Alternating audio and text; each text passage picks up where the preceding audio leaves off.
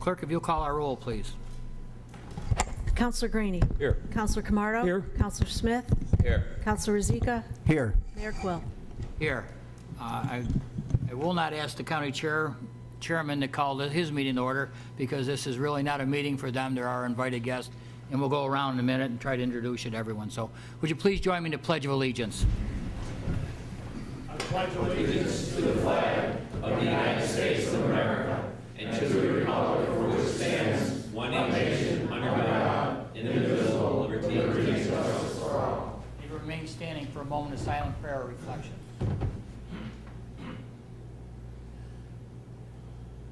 Thank you. Please be seated. There will be, yes. Right in just 2 seconds. For those in the council chambers, you notice we're a little bit out of ordinary with different seats. And the reason being, council's asked for a meeting with the city representatives and the county legislature. So I would ask, starting with Mr. Chapman, if he would introduce himself and go around the table just so everyone knows who everyone here is. So, Mr. Chapman. Mike Chapman, I'm the chair of the legislature. Joseph Bennett, District 10 legislator. John Camardo, City Councilor. Stephen Barsky, District 11. Pete Rozika, City Councilor. Matthew Smith, City Councilman. Doug Selby, City Manager. Pat Mahonick, District 12 legislator. Cynthia Aikman, District 15 legislator. Bill Graney. Mike Didio, Legislator, District 14. Tim Lattimore, District 13. Suzanne Sinclair, County Administrator. And I'm Mike Quill, the mayor. So thank you, everyone. Just looking down the end of the table, it looks like growing up on Fitch Avenue with 9 children and 2 adults. This is the length of the table, so we'll do our best to keep everyone under control here. So, clerk, if you read our rules and regulations for the public to be heard, please. At this time, we will open the public to be heard portion of our council meeting. As a reminder and pursuant to council rules of procedure, prior to addressing council, speakers are asked to state their name, address, and affiliation, if any. All comments should be addressed to the entire council and not to individual staff members. Your remarks should be limited to 3 minutes and concern only issues involving the city council, city government, or matters of general city concern. All speakers before council should observe commonly accepted rules of courtesy. Personal attacks or abusive language will be ruled out of order. Thank you. This time, is there anyone desiring to be heard? Mr. Lattimore? Tim Lattimore, District 13. One of my constituents called the other day in regards to a Steel Street property situation's very cluttered. Would you have codes take a look at right across from the Y field? Seems to be a lot of cars parked there, campers. They even have an organ out on the porch. I don't know whether it's to play Take Me Out to the Ball Game or what it's about, but very unsightly, and there must be at least one code violation. There doesn't seem to be any handrails or anything, so I'd appreciate it if you looked into that. Also, I'm chairman of the Power Authority for the county, and I know that the county facility power unit down by Ithaca is looking at changing from coal to gas. I hope that environmentally it would be a better situation for everybody. It produces about 300 megawatts, which is a pretty large sum. And also, I know that some town officials have been here in regards to truck traffic in 81 and what have you. Seneca Meadows has indicated that they want to put in a rail system, which would reduce a lot of the truck traffic, and I think that as a county and the city, we would be in support of that issue. So I just wanted to put that as public to be heard. All right? Thank you, Mr. Lattimore. Thank you. Gentleman here in the yellow shirt, please.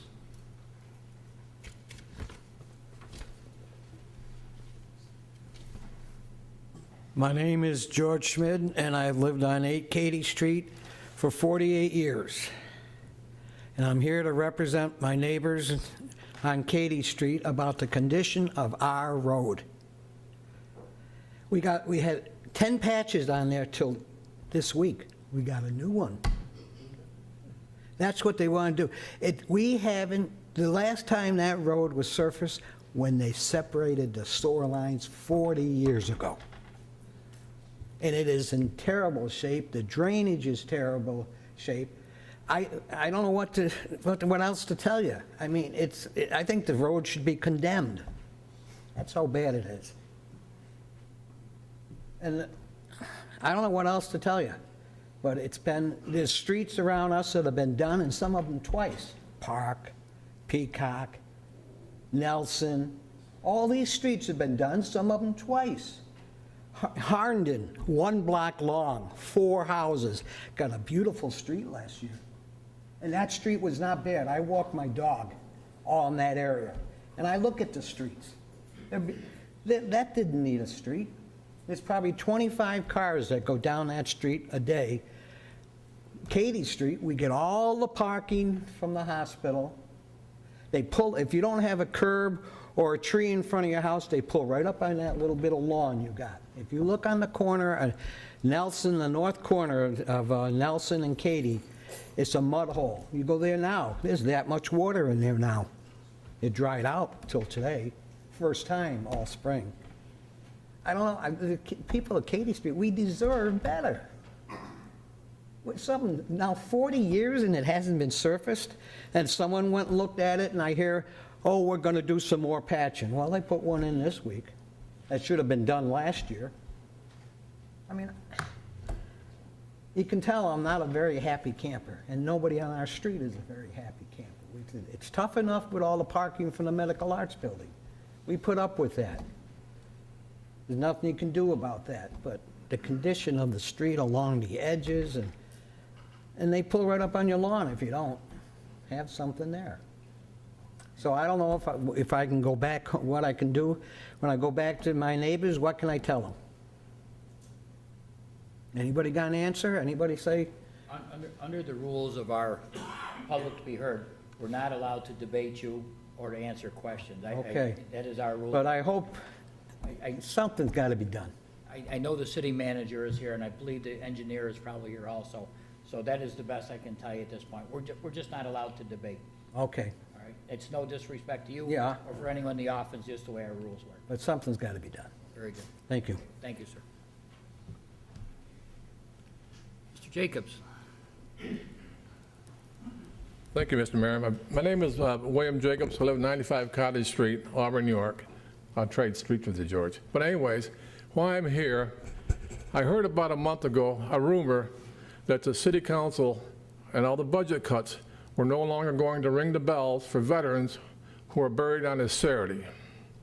Last Saturday, I was at a veteran's funeral who fought for this country in Second World War, was wounded, and many campaigns, and people like him gave all you people the right to have these kind of meetings. I went to his funeral. We came by City Hall and stopped out here, and no bell. No bell was rung for that veteran. I find that appalling. And all I got to say is shame on the council for coming up with that decision. Thank you.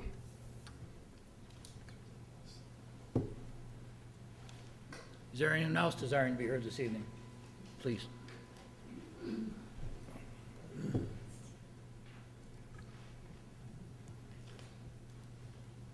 Thank you. My name is Jeff Edwards. I'm chairman of the Board of Trustees, Cayuga Community College.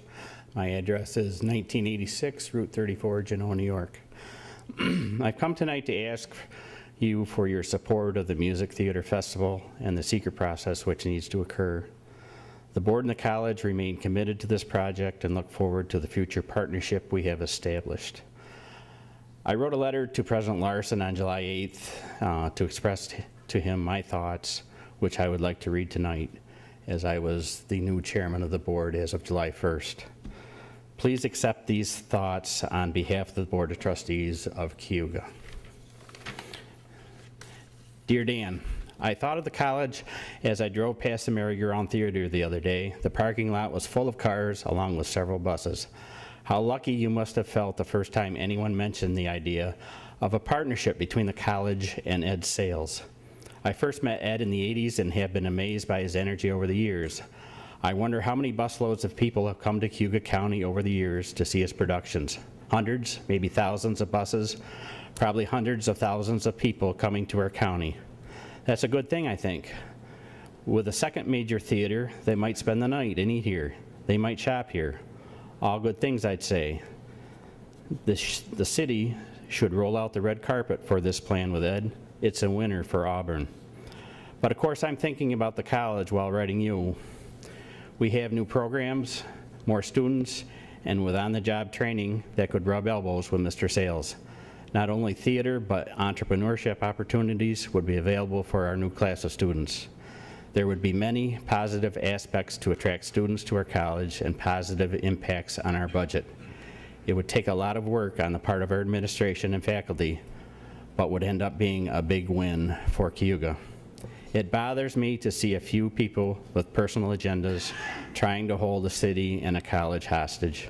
I urge you to stay committed to this project and this well thought out plan. Cornell and Wegmans announced a partnership last week. I think it's a positive thing for a college to be involved with the community. With all your heart and all your soul, please make this a reality for everyone. I hope the City Council will do the same. Thank you.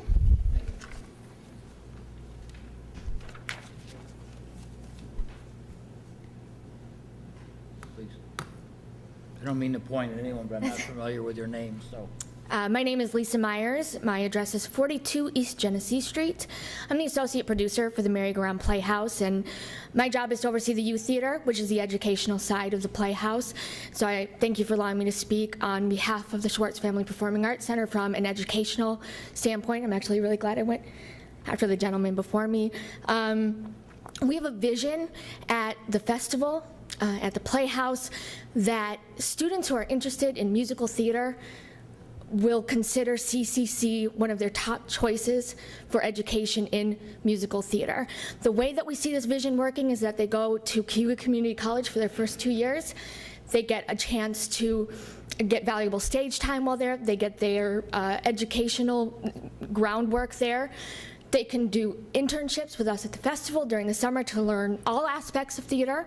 And then after that, they would go to a conservatory program in New York City where they would just focus on singing, acting, dancing to really prepare them to go out into the world of musical theater. And we actually started enacting this vision this summer with the CAP 21 musical theater training program. It actually just wrapped up this past Saturday. We had wonderful support from so many people.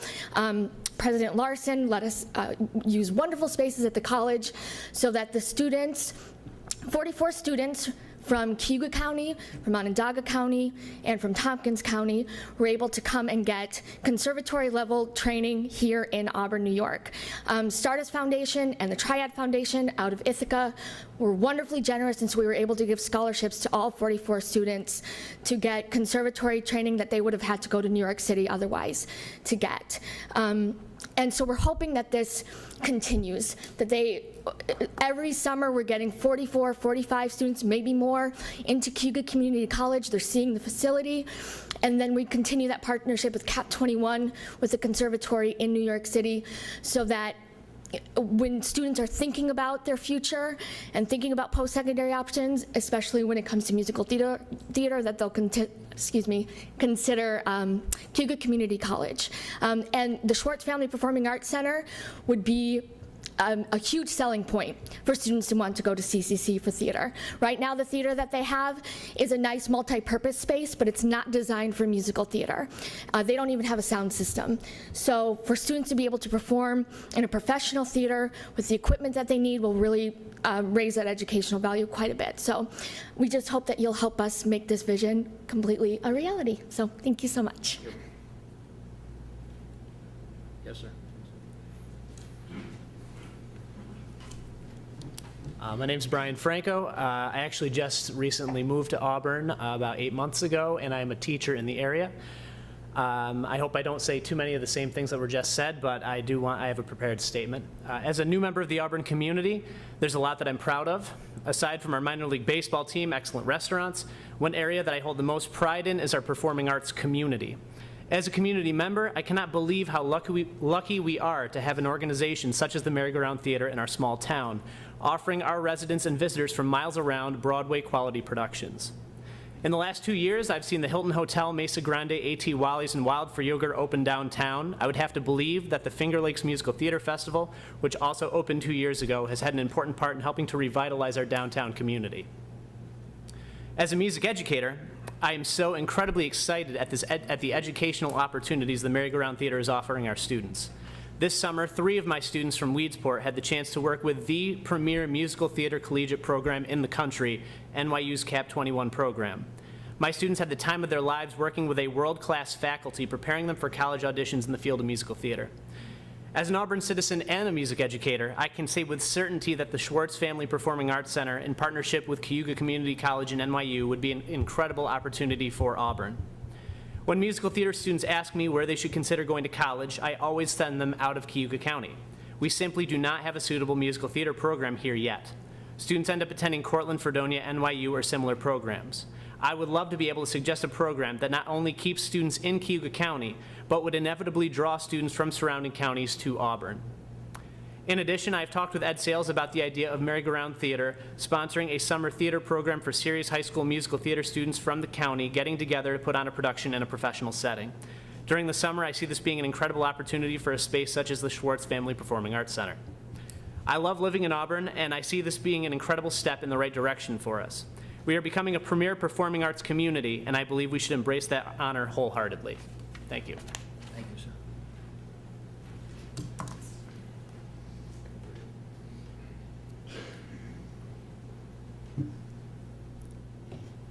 My name is Megan McConnell. I live at 244 Franklin Street. When asked what my favorite thing to do is, I will automatically say performing without thinking twice. I've been performing since I was 2 years old, and it's become second nature to me. When I'm on stage, I become the person who I can't be anywhere else, and that's the person who I am most confident in being. I know that this is true for tons of other performers, whether they're kids like me or even adults. There's nothing quite like being on a nice stage with a big audience, putting every ounce of soul you have into whatever it is that you're doing up there, and translating something to an audience that words can't describe. Recently, I took part in the Cap 21 summer program at Cayuga Community College, thanks to Cap 21 and Merry-Go-Round. It was the most amazing and rewarding experience of my life so far. I was able to enter new territory in the theatrical arts that I wouldn't have been able to experience without the program. I trained intensively for 2 weeks and have never felt more confident in myself as a performer or a person. This program made me realize that this isn't just something that people do for fun and never take very seriously. It opened my eyes to the fact that with enough dedication and training, this is something that I could spend the rest of my life doing. And it is something that I want to spend the rest of my life doing. I've performed on the stage at Auburn Public Theater several times. I've taken part in community theater shows as well as shows through Auburn High School on that stage.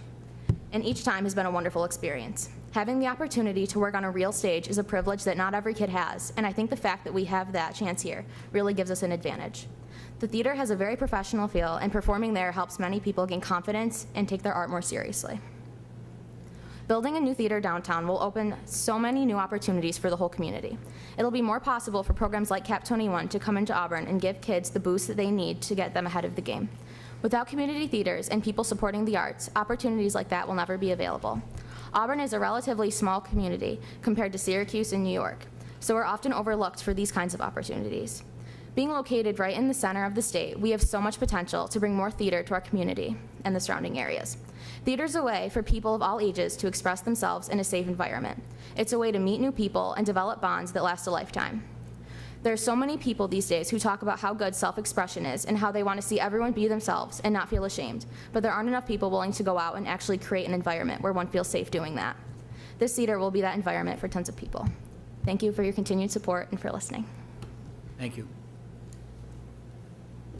Yes, please. My name is Maria Coleman. I live at 7376 Youngs Road, Auburn.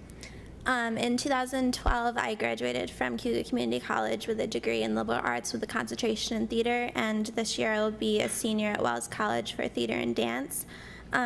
This summer, I've been able to be an intern with Merry-Go-Round Playhouse in the Musical Theater Festival in the marketing department, and it's been tremendously beneficial.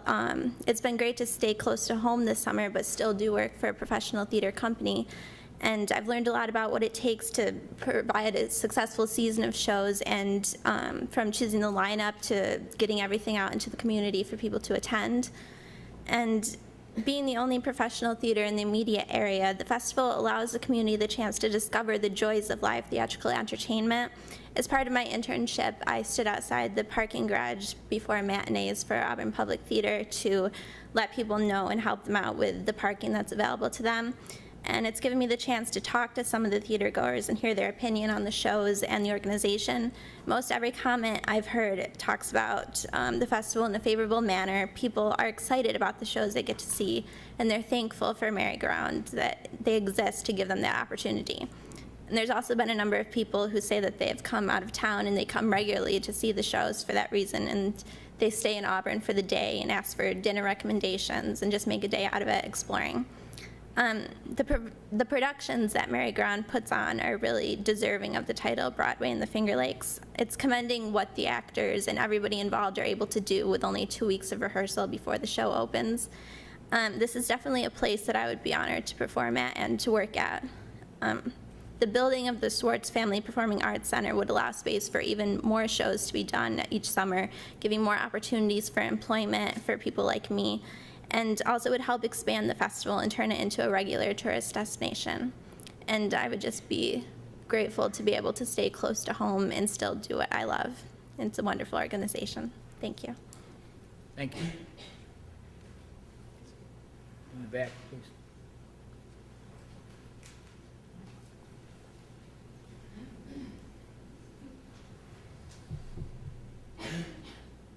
Good evening.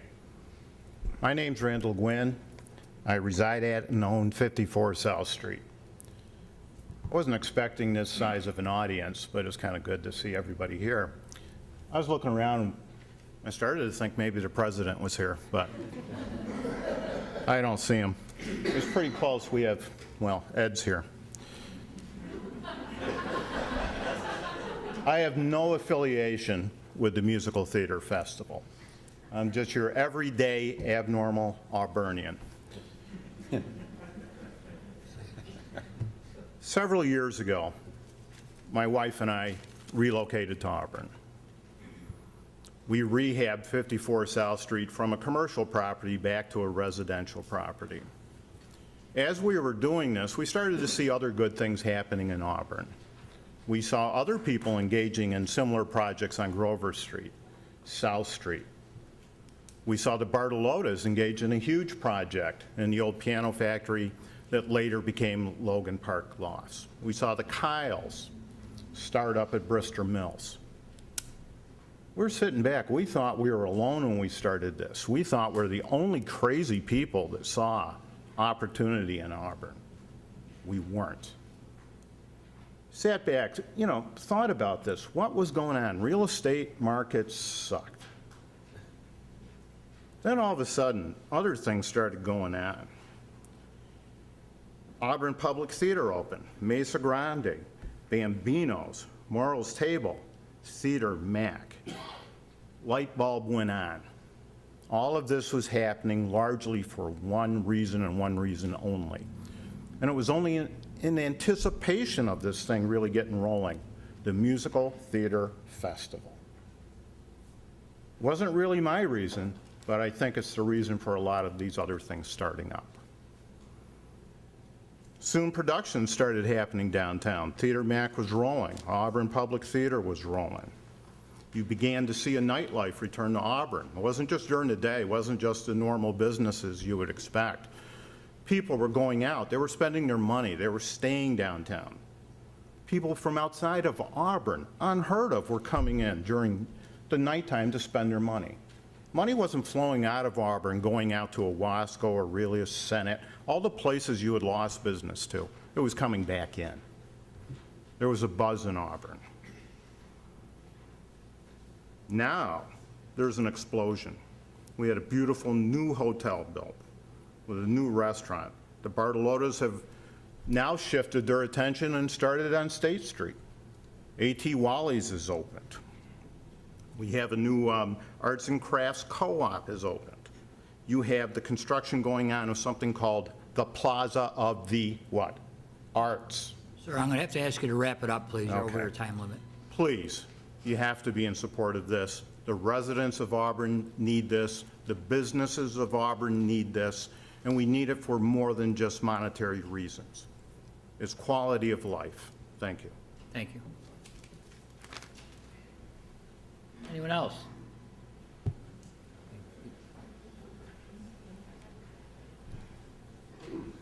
My name is Christine Gutelius, 329 Sunset Beach Drive, Auburn, and I'm here representing Auburn Chamber Orchestra.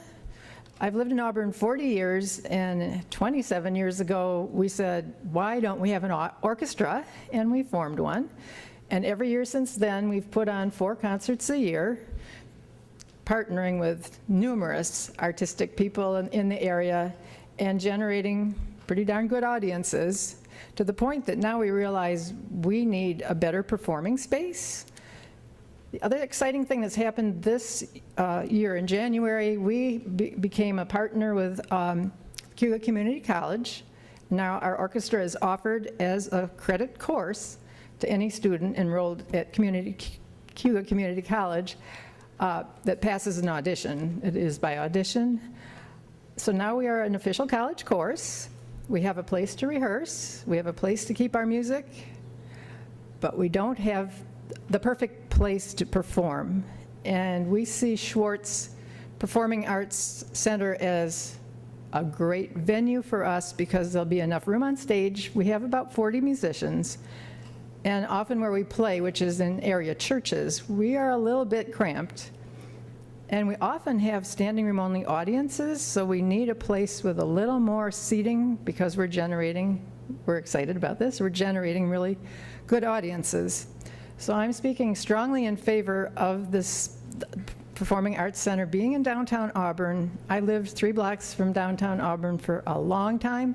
I saw a decline in downtown Auburn, and quite recently a wonderful renaissance of downtown Auburn, where it's been described where there are people downtown during the day and in the evening, and the arts community seems to be really thriving, and the musical theater is just a wonderful addition to this community. So I hope whatever can be done to expedite building the Schwartz Theater and hopefully opening it by our next concert season.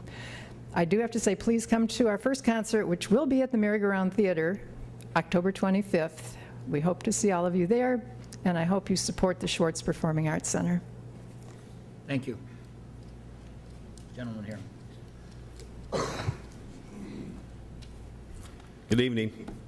My name is James Nolan, and as many of you guys know, my family conducted business in downtown Auburn for over 70 years.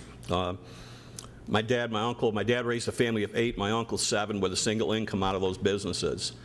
But then progress happened, and the arterial came through, and the retail businesses moved out to the outskirts of town. And the last few years, they sat there and really watched downtown die before their very eyes. We no longer have the industries here that we had before, you know, the factories, the retail business and stuff. And we do have an industry that we could really get a hold of, and that's the tourism industry.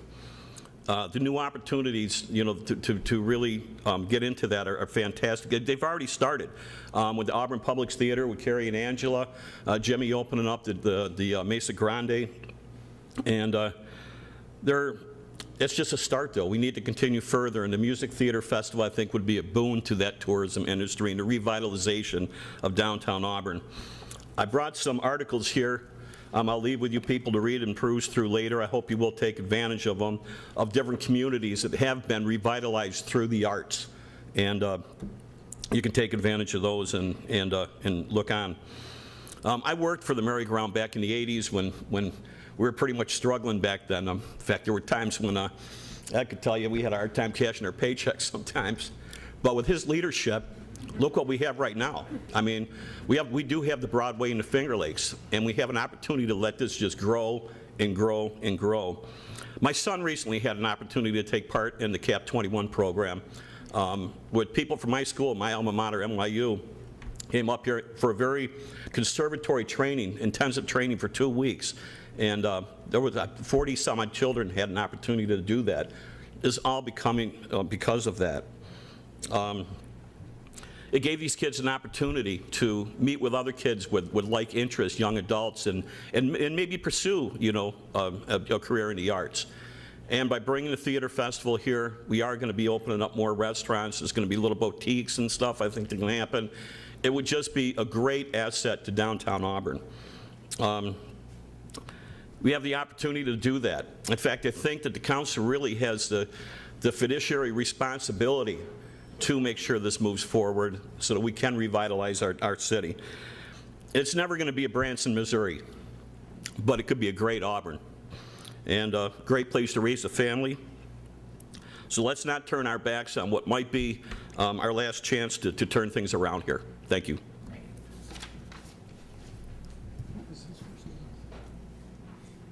You want to speak now? Teams? Hi, my name is Yvonne Hassett, 7258 Owasco Road, and I'm the owner of Absolute Dance Studio, along with Absolute Dance Company. My business is in the arts, so we're very eager to see other arts projects move forward in our community. I'm here to show support for the Musical Theater Festival and the Schwartz Theater because of the asset that it brings to other companies like myself and other studios and performing organizations as well. I believe it'll be a great educational resource and a performance center for everyone to use. Thank you. Please. Hi, my name is Joe Wood. I live at 34 Fleming Street, and I'm about to be a senior in high school, and this is the time of my life where I have figured out that I want to be a musical theater performer, and I've been performing since I was a little kid, and I love it. It's great.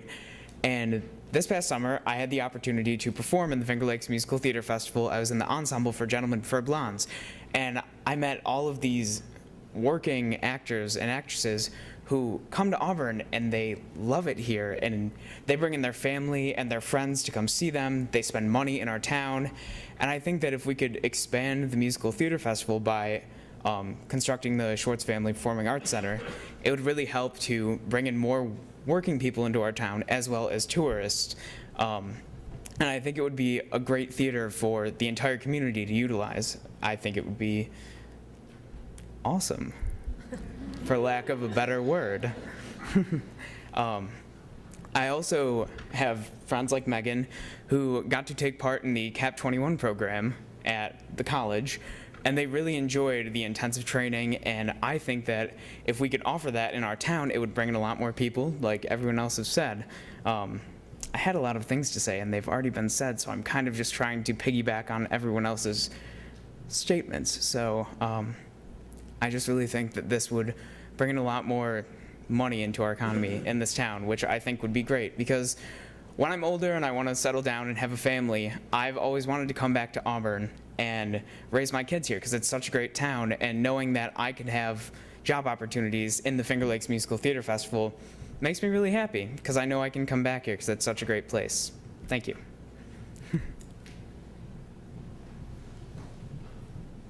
Anyone else?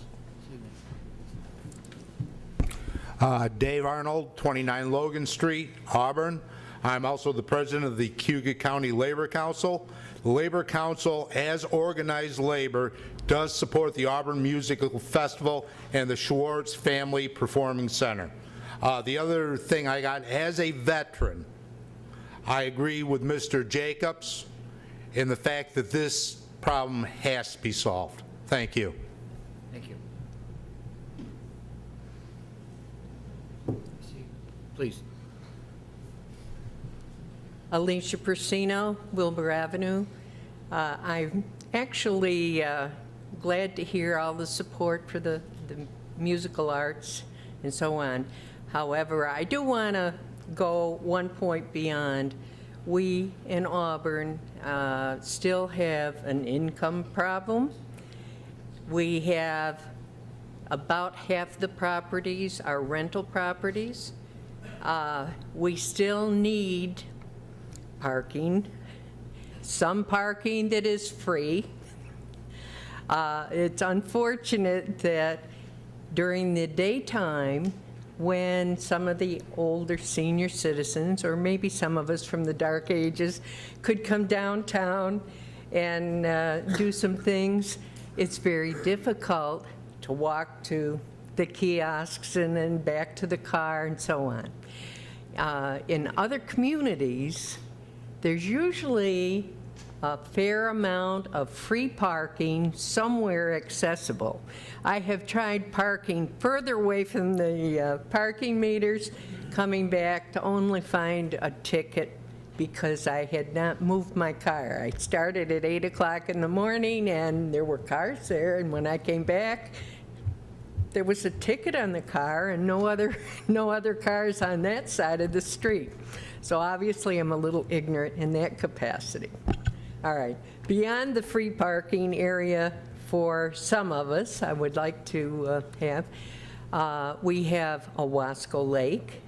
We need to have areas developed so that people could take advantage of this. We have a large area there, and I'm sorry that it sounds negative, but the parking area where families could go is usually for those that are going to the theater, so that it's not easily accessible.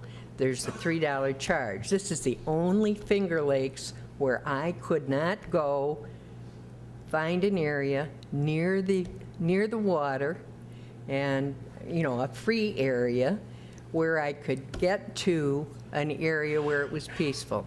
Recently, my adult children came to visit, and we ended up going to a nearby community so that we could have lunch and then go sit near the water and be able as a group, and we weren't even going to have a picnic, but we couldn't have the picnic in Auburn because there wasn't the accessibility to the lake in that area. So I'm sort of saying we need to have a balance. We need parking. I would suggest maybe our parking should go from maybe 10:30 or 11 in the morning, the parking meter spread, until later in the evening. I'm going to ask you to wrap up. Okay, that's exactly what I'm doing. That we need to extend the parking fees later in the evening now that we have all this nightlife, and maybe have an hour or so in the morning. Thank you. Thank you.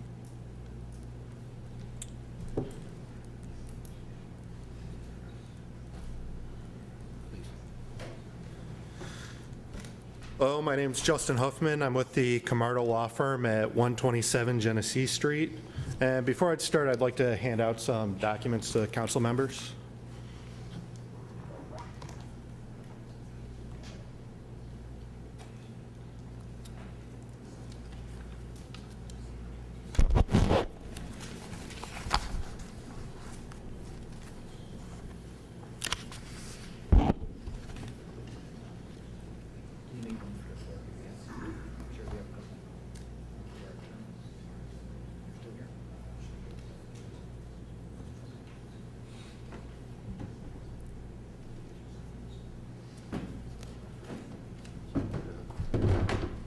I'm also here to talk about the theater.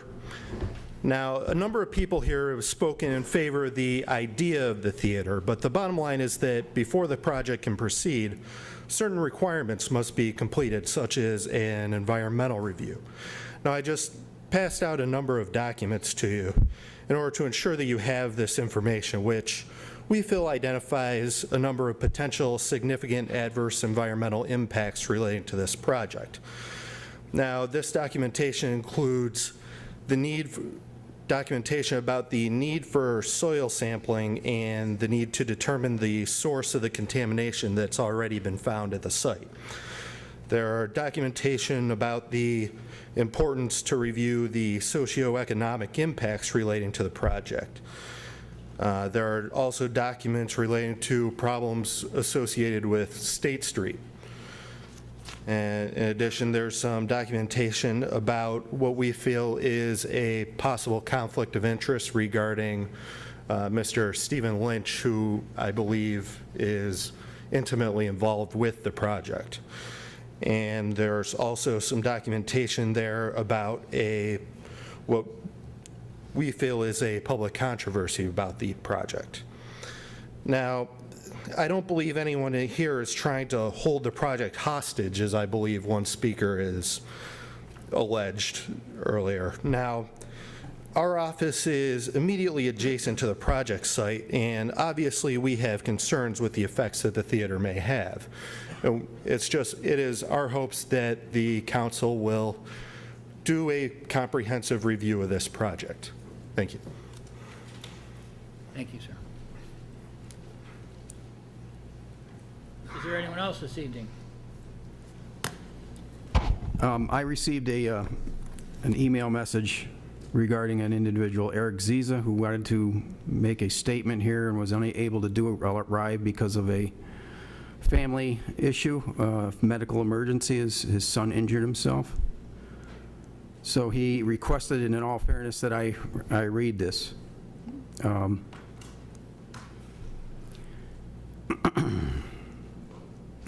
The Faculty Association of the Cayuga Community College is appalled by misinformation that the president of the college has been spreading about the educational uses of this proposed downtown theater. At a time when the College Board of Trustees is justifiably declared financial exergy, it is unconscionable that for Dr. Larson to suggest this theater will be anything but a tremendous burden on the resources of the college. In higher education, justifiable or not, declaring financial exergy is much like a business declaring bankruptcy. It puts the college's accreditation and thus its very existence in jeopardy. What Dr. Larson fails to mention is that there had no plan for any educational use for his theater when first proposed several years ago. It was only in 2012, when he realized that the construction of his theater might be in jeopardy, that he ordered the faculty to create ideas for educational uses of the proposed facility. What Dr. Larson also fails to mention is that all the educational uses of the theater could be done using the college's existing Bisgrove Theater, which was refurbished at great expense just a few years ago. There's no need for the college to assume the burden of an additional theater, especially a theater that is not being built as an educational space, is being built exclusively for the use of the Finger Lakes Musical Theater. Dr. Larson conveniently forgets to mention costs associated with any proposed educational programs of his playhouse. There will be a minimum of $50,000 in personnel costs and $50,000 in equipment costs. In addition, the College Faculty Student Association will need to bankroll a $25,000 production fund. At a time when the college is in the supposed state of financial exergy and just announced several employee layoffs, this seems to be incredible fantasy to think these things could be funded. The college president also conveniently forgets to talk about costs associated with a group known as CAP 21, whom he is proposing as an organization to run the theater program at the college. CAP 21 is an organization from New York City that has struggled to maintain a theater program in its center of the theater world. CAP 21 estimates it needs about $16,000 per student per year to sustain a theater program. That would mean the college would have to turn over all the student revenue, tuition, state aid, and county funding to CAP 21, and students would have to pay about $8,000 per year in additional fees, meaning the students would have to pay about $12,000 per year, $4,000 tuition plus $8,000 in fees to attend CAP 21 program. What student in his or her right mind would come to Auburn to do this when they can attend a theater program at SUNY Oswego or SUNY Cortland for a little over $5,000 per year in tuition? In addition, Dr. Larson suggests that one of his ways for the college to save money on the playhouse is to keep it dark most of the school year. That means makes it a far statement of that his playhouse has educational uses. In closing, the Faculty Association of Community College would like to reiterate our commitment to the college's core educational mission. We firmly contend the college continues involvement with the downtown theater project cripple its ability to provide a low-cost, high-quality education to the members of the Cayuga County and beyond, and we hope that the Finger Lakes Festival is able to provide and find private donors to support their project and wish them the best in their efforts. I feel, in all fairness, that since I was requested to read that letter, that I do. Dr. Larson, please.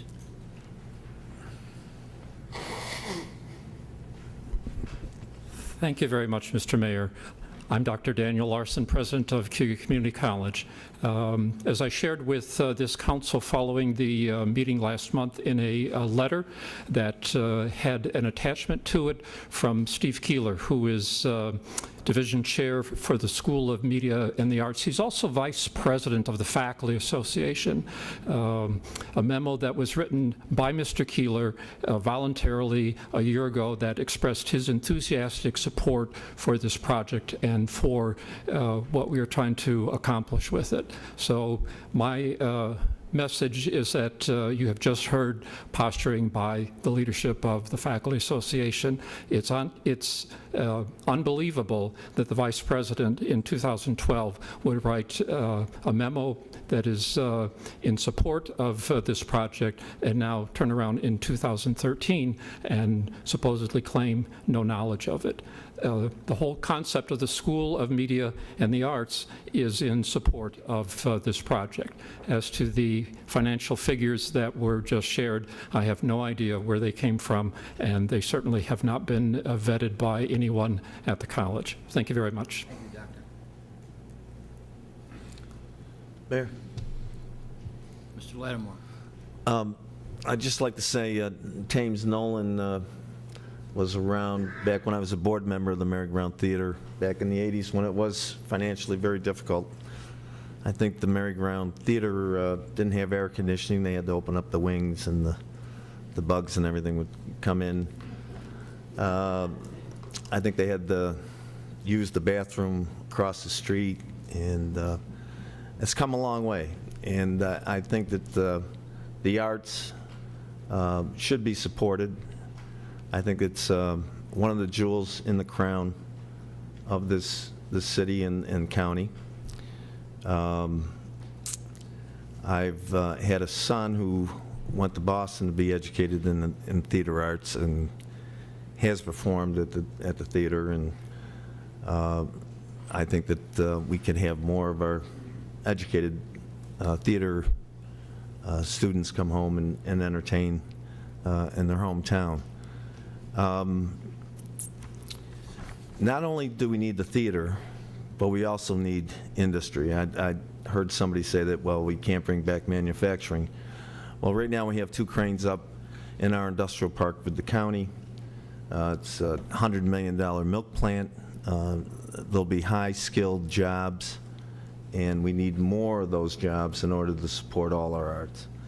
And hopefully our economic development team will be good enough. If we can't make microchips, we'll make potato chips, right, Bill? That's right. So absolutely, we need manufacturing back, and I think that we can have that.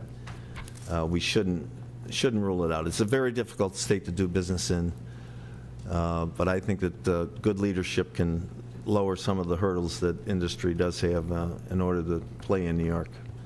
Low-cost power is one of them. Thank you. Thank you, sir. Is there anyone else in the audience desiring to be heard this evening? Very well, we'll close the public to be heard. For City Council, we will move along to the approval of the meeting minutes from August 1st, 2013. We have a sponsor, Councilor Camardo, seconded by Councilor Rizika. Discussion? Clerk, if you'd call the roll, please. Councilor Graney? Yes. Councilor Camardo? Yes. Councilor Smith? Aye. Councilor Zika? Yes. Mayor Quill? Aye. Carried. We were contacted by Congressman Maffei's office to assist with the presentation this evening. So at this time, I'd like to call forward Ian Phillips, representing Congressman Maffei.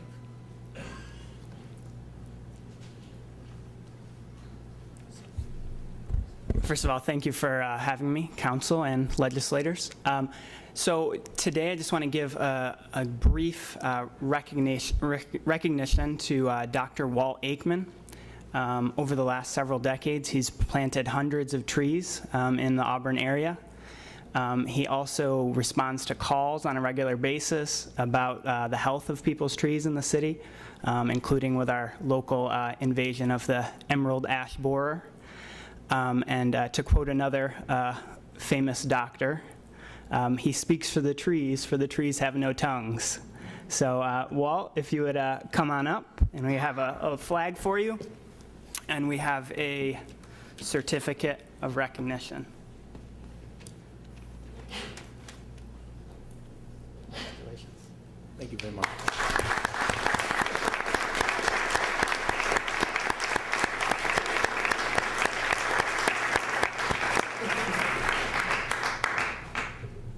Doctor, would you care to say a few words? Last time he was here, he had something large he built at home, and so I kind of look at him over to see what he has with him this evening. This is a wonderful honor and tribute to stand upon, and I want to thank the Congressman Maffei and Ian very much for your recognition and your help. But on behalf of all the many tree planters and people who are concerned with the health of our community, the future of our arts program, remember that there's hundreds and hundreds of people who help out over the years. We have a fantastic tree ordinance, thanks to Steve Lynch. We have a wonderful program, thanks to the earlier mayors, like Melina Carnicelli and Mr. Lattimore, people who worked hard, and maybe we didn't always see eye to eye, but we worked out and we did the right thing. And working with you, Mayor Quill, and the rest of you on council, and everyone on your various staffs, it's been a real privilege, and I look forward to many more productive years. Thanks a bunch.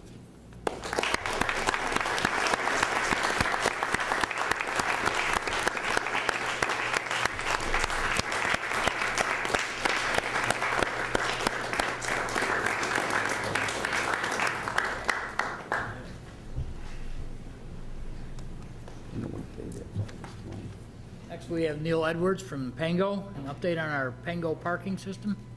Mr. Edwards, thank you. Hey, thank you, Mayor Quill.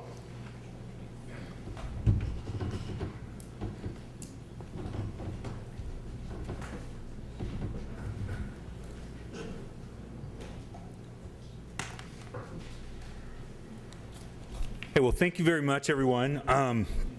I just wanted to come to the City Council today to give everyone an update on Pango. We launched Pango pay-by-phone parking in downtown Auburn on May 3rd, about 4 months ago. And so really the purpose of tonight is just to give you kind of a quick update on where we are.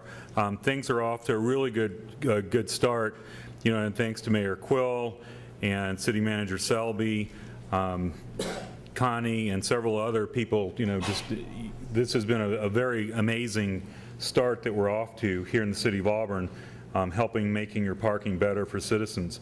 So we launched on May 3rd, and what's really interesting, in our first 15 weeks of operations, almost 4 months, we have over 600 registered drivers, which is pretty amazing when you think about the fact that the only thing that really advertises Pango is the word of mouth and the signs on the street that you see there.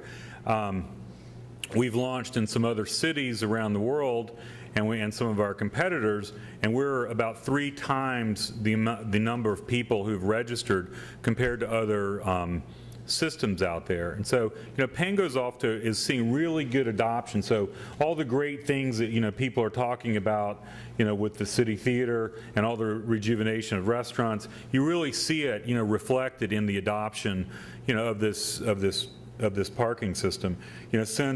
Since May 3rd, 1,374 cars have parked in the downtown. Over 2,821 parking sessions have occurred. 3,322 total hours of parking time on the Pango sessions, generating an average time of about 70 minutes. So, people who are using the Pango system aren't just parking for 5 or 10 minutes. They're on average, across all the lots and zones, parking for 70 minutes. So this is really significant. I mean, the city of Auburn is really taking off with Pango and is getting the attention of other cities around here. In terms of revenues, given the parking rate and given the start, the revenues have been relatively light, but given that, though, we've generated $1,700 in revenues. The police are actually doing enforcement using the Pango system electronically, so we see productivity around that. And in terms of the number of support calls, we get about 25 support calls a month to our 1-800 number, and most of those calls are, quite honestly, are not complaints. They're benign calls of how do I download an app or how do I update my credit card, and they're usually handled in the same call or within 24 hours. So Pango in the first 4 months of operations is off to a really amazing start, and you're getting the attention of others. Just today, we hosted 3 cities who came here to actually look at how progressive Auburn is. City of Rochester, New York, which is not a small city by any means for parking, the city of Ithaca, and the city of Geneseo. We have 5 other cities in the local area who couldn't make it, but who will be making trips here. So, you know, what this really confirms is not only was your decision to adopt a new technology and to provide convenience and, you know, more revenues to the city, you know, you're also leading the area and showing people what's possible when when you step out and do something innovative, and you're really seeing that. I'll share with you just some top-line data. This chart, I'll take the confusion out of it, but basically it shows that over a 15-week period, you know, we've had the number of parking sessions is on the bottom, the number of hours parked is on the top. You know, what it shows is that, you know, around July 4th weekend, we had some peaks and valleys around vacations, but basically pretty consistently over the last, you know, couple of months, you know, we're on average doing, you know, over 150 parking sessions on a weekly basis, and about, you know, 200 plus hours of parking on a weekly basis. So, you know, we're on a very good growth track. You know, people actually use the system, you know, every day of the week. You know, in terms of how the parking sessions are divided, if you may remember, we divided the parking into all the on-street meters basically on Genesee Street, the parking lots, and the garages. And what you see in the blue is that, you know, 82% of all the parking sessions happen on the on-street, so there's a lot of usage on the on-street. Then in the parking lots and the garage, you know, we basically have 18% of the parkers who are parking there. You know, we have a couple of recommendations that we went through with the parking committees today. On the on-street, we actually believe that you need to divide the on-street into maybe 2 or 3 more zones so you can actually have a more granular look at how long people actually stay, you know, in front of the restaurant and bar area versus in some of the less trafficked areas, and also to allow you to look at your rates so you can understand how to maximize your rates and provide, you know, better value for people who want to park in certain areas. You know, in the lots and the garages, you know, we're actually going to recommend, for example, we have very light signage in the parking lots. I think there's only 2 signs per lot.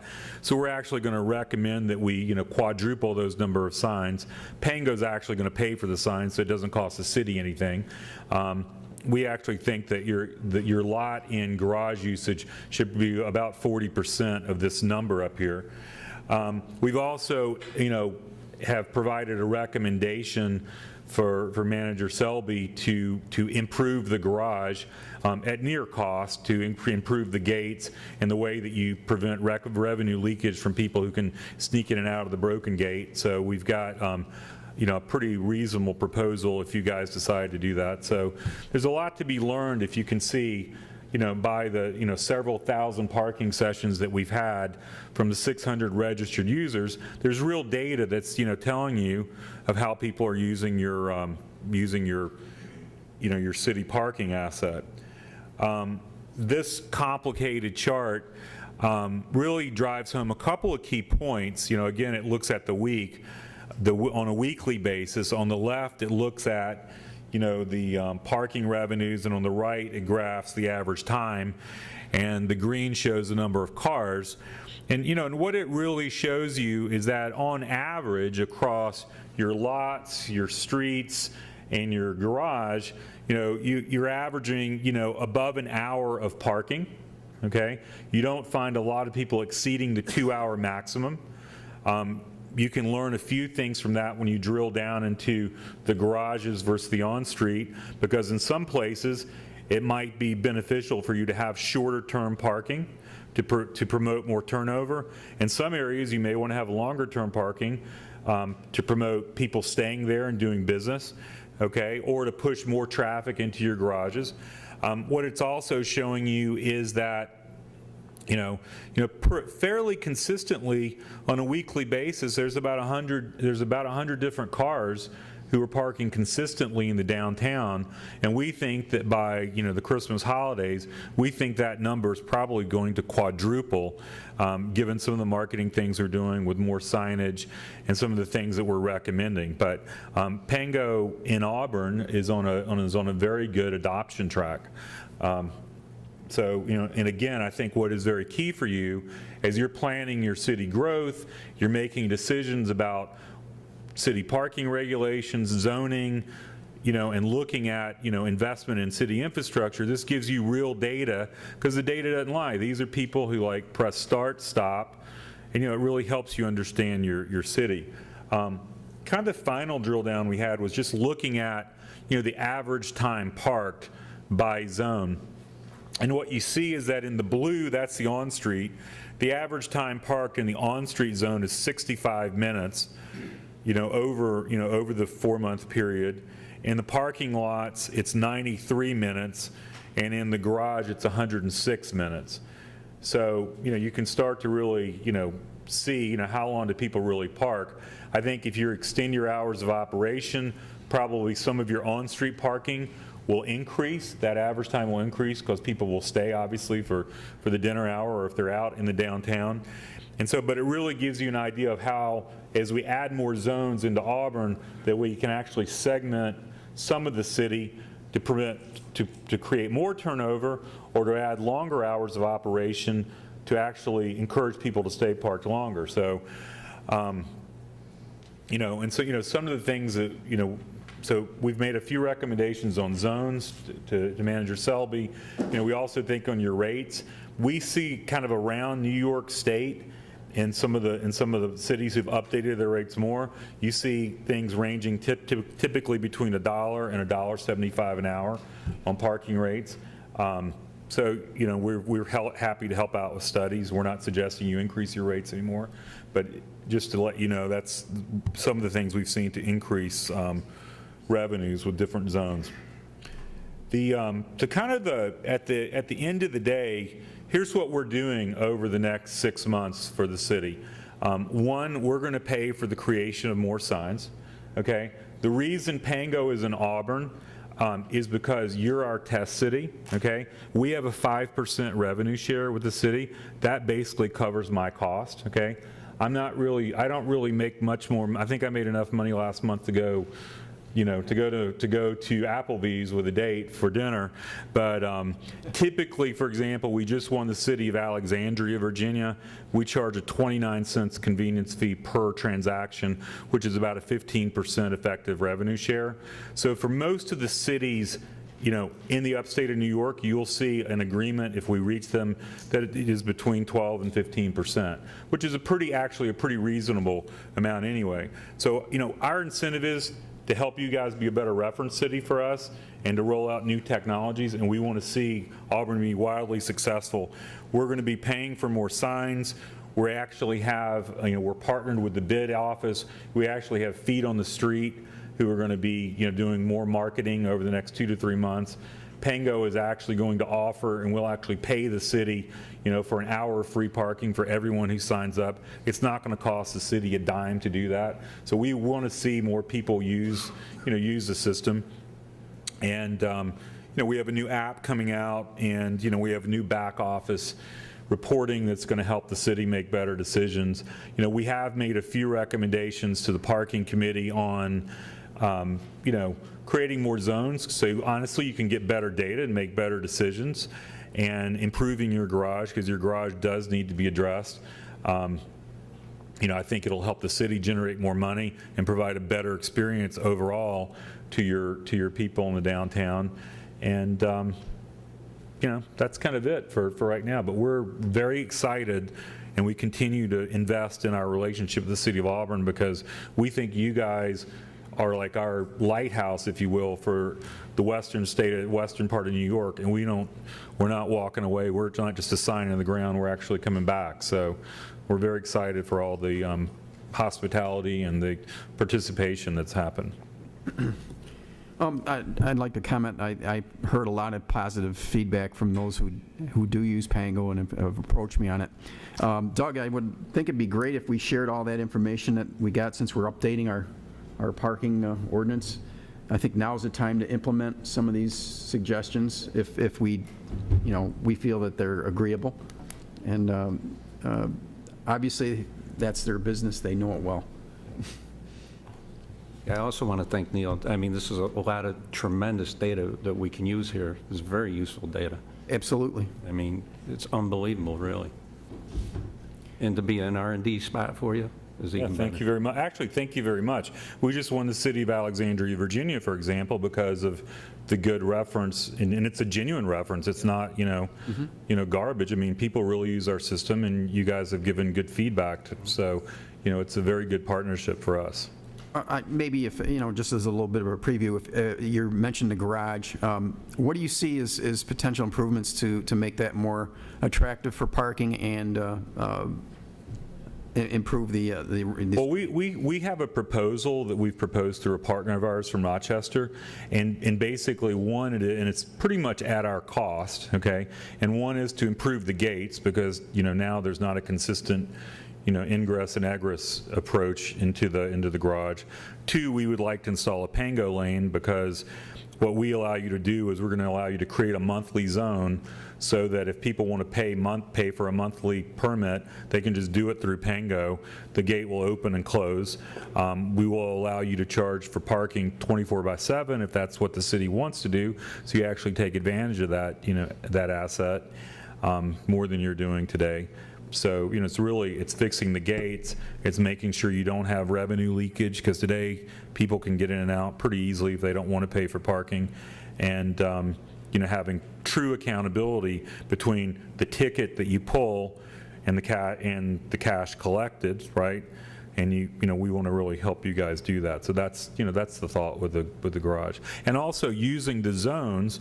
Since, we took a really simple approach with the design in the city of just creating 3 zones, but using the zones to push people into the garage in off-peak, in peak hours, so you can maintain the turnover on your on-street, but actually getting people using the garage when it's not being used. So maybe with a lower rate, that's something Doug is going to have a proposal around, but that's some of the things we would see as, Well, to me, that makes sense. The city's invested a lot of money in that garage just very recently with the repairs and maintenance that we had to do. And it only makes sense. We've got that asset, and let's get it used. Yeah. I've been asking for an automated position over there for a long time, and this is going to, this will push that. So, we're going to come back and help with the permit-based parking, to automate that part. And, I think we have a lot more that we're going to be doing here over the next 6 months. And we're off to a good start, so we're very excited. And we're really excited that other cities are actually going to adopt, or we hope they are, knock on wood, but we hope they're going to adopt and, so you have more ubiquity around people using it around the Finger Lakes area. Well, I think it's important that you've recognized the same problems that have been plaguing us for years regarding, parking turnover, the lack of occupancy in the garage and in some of the lots. These are all issues that we've been bantering around back and forth for a few years, and I look forward to your recommendations. And as I said, if they're obviously they sound sensible, and I really think they have some merit, we should look at some adoption here. Thanks a lot. Yeah, we're excited about being here. Thank you, Neil. Thanks a lot. Thank you very much. The system seems to be working great, so thank you. Public announcements? Mayor, Lattimore. could you give us an update on our visitor that was here today? Isn't that a public announcement that half the city was? Sure, I'll be glad to. And I'm assuming you're talking about the president? Yes. He's in Syracuse, and that's all we know. I know North Street is going to be blocked if it hasn't already, but we have no official word declaration that he is here or going to be here, other than rumors, as you've heard. I've had many, many friends who I don't really know email me, wanting me to introduce them to the president. I'd like to accommodate them all. but I have not received official word what his itinerary is. And you have to understand, I'm sure you do, that due to national security, that's the way it has to be. Mr. Selby, I don't know if you have an update on that or anything you want to add, so. The best information we have right now is that it is likely that he will spend the evening in Auburn. So probably not any earlier than 8 o'clock tonight for an arrival. But again, it's subject to change. World events could draw him into some other area and change his whole schedule. Mr. Selby and I did talk. We were batting around the idea of inviting him here because of this joint session. We were never given the opportunity to invite him, so therefore he did not have the opportunity to decline. So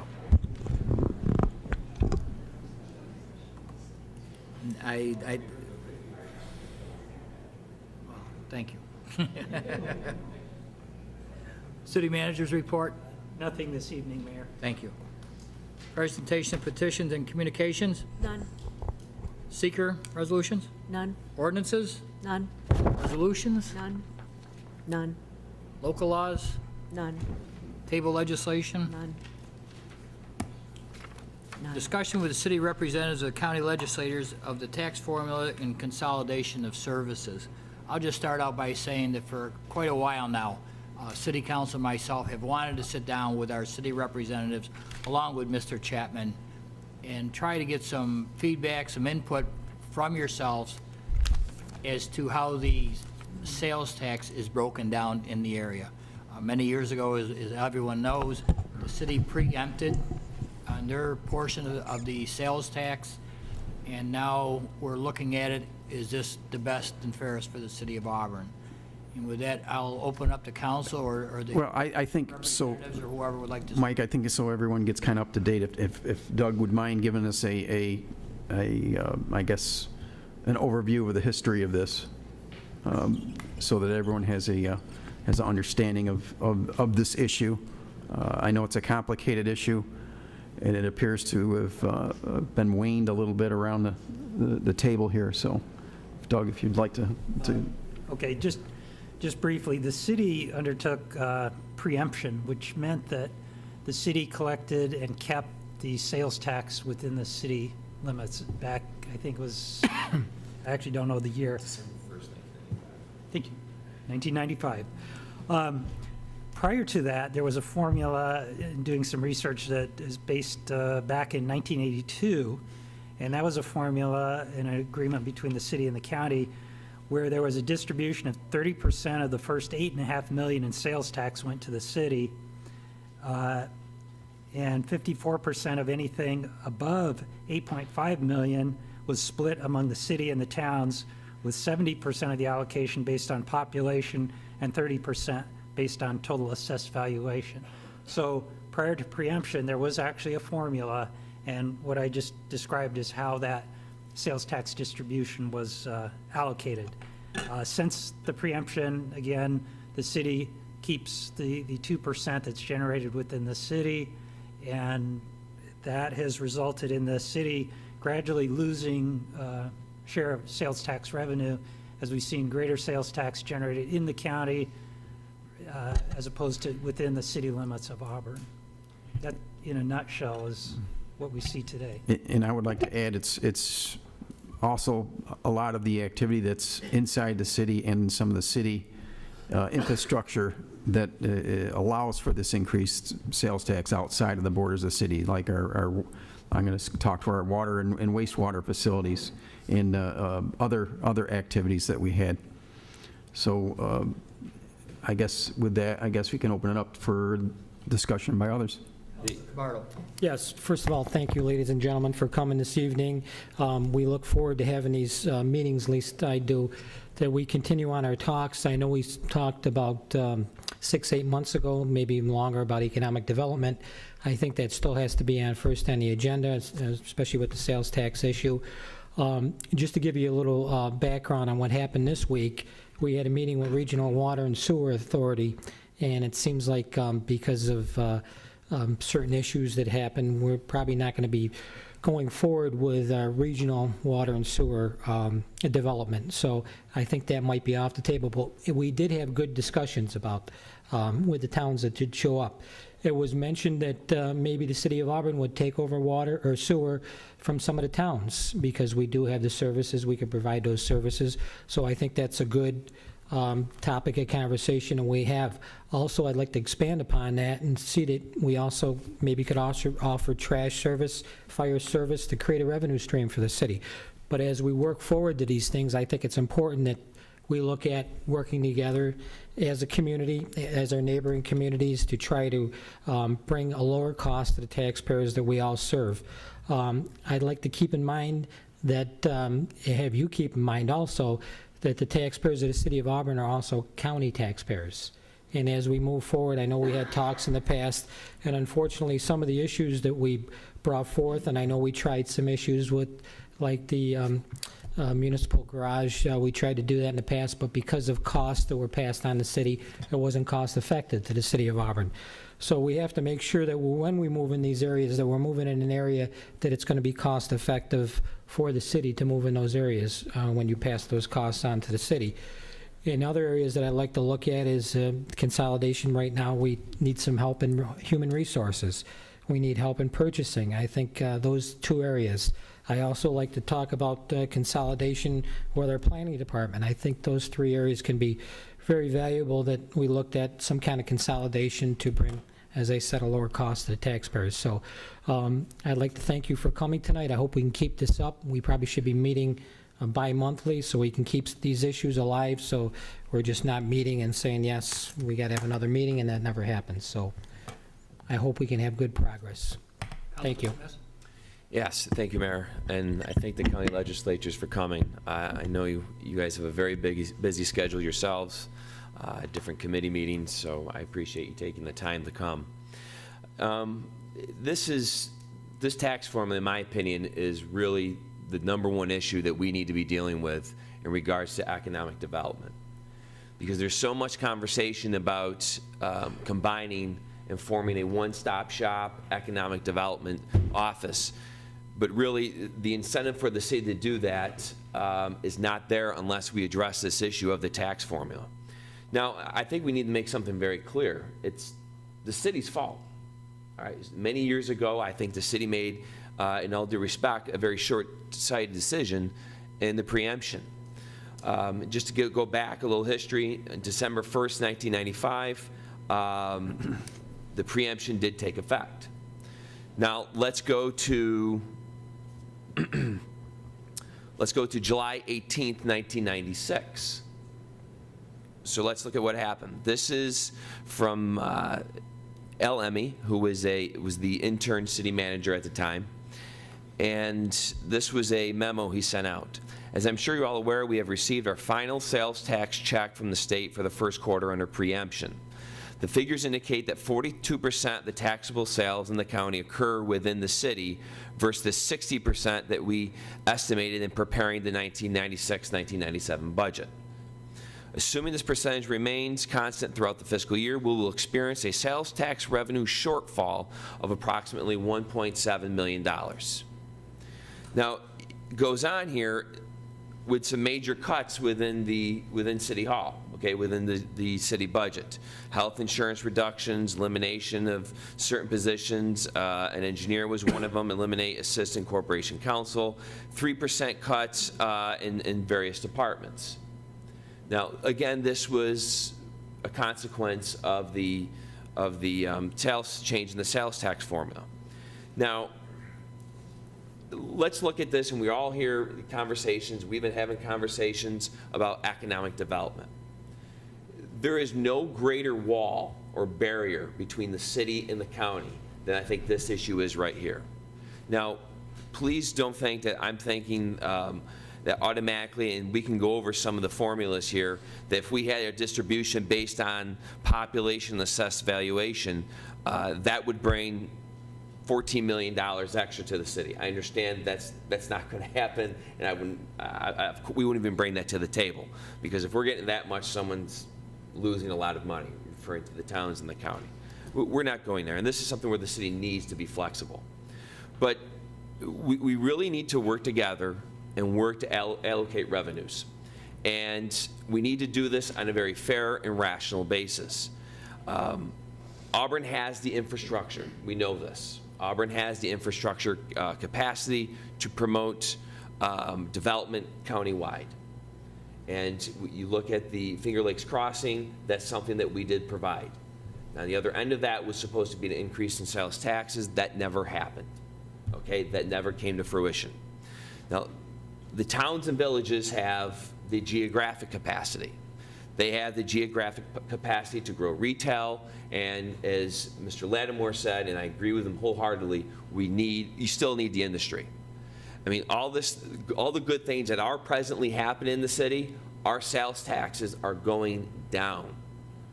All right, you have to remember that, and this is a different topic, but there's $5 million in appraised value taken off the tax rolls in the city of Auburn for pilots. All right, I believe it's 33% of the properties are exempt within the city. So we're not generating that tax revenue here. And we don't have the land to offer any industry that wants to come in. Yes, we have some at Tech Park, but of course that's going to happen outside. Industrial development more likely is going to happen outside the city. But if there is not, my point is, if there's not a fair structure to distribute the benefits, we're going to continue to see the economic, quote unquote, economic warfare between the county and the city, and that does not benefit anyone. So that's why I've asked, and council have asked to come here, and let's see if we can work out, obviously not tonight, but let's get the ball rolling on a fair system. Go ahead. Legislator Aikman, please. Each month, the county treasurer provides us with a sales tax report. Cindy, you want to use the mic? Each month, the county treasurer provides us with a sales tax report. The August report I have in front of me. What I'd like to make sure that happens going forward is that you get a copy every month so that your figures can confirm what our figures say. This shows that as of mid-August, sales tax revenue to the city is up 4.21%, equaling $206,000 for a total so far in 2013 of $5,190,000. This represents 20.11% of the sales tax that's kept in the county that isn't shared back with the state. So I'd like for this report to be tested by the city to make sure we're all looking at the same numbers every month. And then I'd be interested in having the city propose a percentage rather than necessarily a formula, because once we have a percentage, we can understand where that's going to affect the towns and villages. I happen to represent a district in the city, so that's fine. But we have the other towns that are represented by other legislators that are going to need to be made happy and hopefully kept at least at the current revenue that they're receiving now in order for everyone to be happy with a formula going forward. I agree with Councilor Smith. We have to get this roadblock out of the way in order to engage in economic development responsibly going forward. But let's make sure we're all reading off the same page so that next when we get together, we can point to where we can say, okay, this is where we think we could walk together if it could be this percentage rather than, I'm thinking a flat percentage rather than a big fancy formula. No, something. I agree. If we get, and that was going to be the next thing I was going to say, anything more than what we're getting now is going to be better. And I'm not saying we do go through a formula. If we were to get 1% or 2% more, that would be a significant difference. Well, it looks to me like sales tax revenue is growing, and I understand that the city took steps to stop exempting sales tax on gasoline purchases, which will come into your revenue October, November this year. So that'll be something you'll be able to see going forward for your next budget year. But like I said, let's start with making sure we're all looking at the same numbers, that you agree with the numbers that we're looking at, because I believe that based on this, we can work together and get the city off of preemption and split overall sales tax revenue from throughout the whole county. Absolutely, and that definitely would be our best foot forward. Now, I know you can't speak for your colleagues in the county. Is there an appetite for something like that? All my county colleagues are telling me, make sure that my towns and villages aren't harmed. That's the elephant in the room. So I believe we can go forward with the understanding that I believe sales tax revenue is going to, the whole pie is going to keep increasing. I believe that we can come to an understanding that benefits everyone. Yeah, and this is the thing, when we have, and I mentioned this yesterday, when we have towns and villages living 100% off of sales tax, and there's, some have no town or village property tax, and we're just barely staying afloat, something's got to change. That's none of our business. Well, the one That's issue, their business. the one issue that I want to bring up is, the first thing that I see is the most important thing is economic development. Because when you bring jobs in the area, you're going to bring sales tax, you're going to bring tax dollars in, and you're going to have more money to split up. So we've got to have that first priority is economic development and trying to get jobs and create sales tax and so on and so forth. Then the problems will go away. They won't be as large as we make them out to be, let's put it that way. Right, we won't have as much sandpaper in the way. Right. If you talk about economic development and taxes, they work hand in glove, because right now we are fighting with the county and every town trying to get our little bite of economic development. If this was more shared a little more equally, which Councilor Smith is correct, I was here when they went to preemption. It was in the fire department. It was supposed to be the great boon to Auburn, New York, and it didn't work out that way. But they have to go together, but we need them together. We cannot separate one from the other. We can't work on this one this year and next one next year. They have to go hand in glove. Sure. My personal feeling on that, a portion of sales tax should go for economic development. A small portion, and that's the way we should fund economic development. Countywide? Countywide and citywide. What I'm asking you, though, the county receives X number of dollars. That should go towards, a percentage of that goes towards economic development in the entire county, from north to south. Okay. All right. Just want to clarify it in my mind. So. We drew up I had Doug and our city assessor draw up some scenarios, and this one is a distribution based on a fixed base amount each year, plus a percentage of total assessed valuation times a percentage of total population. And there's an assumption here that the city gets a fixed payment of $8 million per year in monthly installments. Now, I believe this is close to what we received in 2011. But you'd calculate an additional payment assuming the county would share the remaining property tax with the city based on the city-county ratio. Anyways, forget all the formula stuff, but that increase there, which I think is much simpler than all the other ones, would give us $2.9 million more to the city. I understand we cannot go with the big with these big numbers. Obviously, it's not fair if we're getting more, someone else is getting less. But this is the number one, this is the key issue to economic development. If this issue was taken care of, everything else, I think, would fall into place in regards to economic development. Yeah, I agree if we remove this obstacle to the combined ED. However, like I say, given the piece of pie, and everyone is used to having their, I'm going to say, slice of this pie, I can see a great deal of resistance from the outlying towns, and I can't, exactly, you can't blame them for wanting to hold on to their piece of the pie. I think what needs to happen, obviously, is all the legislature has to get together and either pull for this or it dies, and then we never really have a true one-stop shopping here.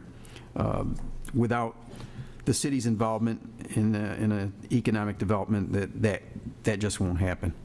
Well, just to piggyback on cities, if we're able to renegotiate into a countywide system where there is just a slightly greater increase for the city, at least at least that's a chance to stop the ongoing erosion that we're seeing now.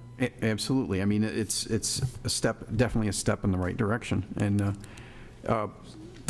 I feel that, like I say, the resistance is not going to be with the 5 members of legislature that are sitting here. It's with the balance.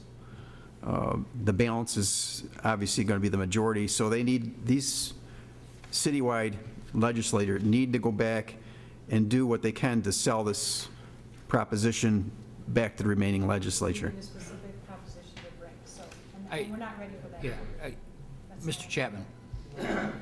And before you start, I just want to say that we would hopefully, every one of our legislators, and including our county manager, would say a few words as to, I don't want to put you on the spot, no one wants to burn you, but we just like a little bit of input from, county government works a little different than city. Mr. Chapman. Not much at all. You've got 14 million?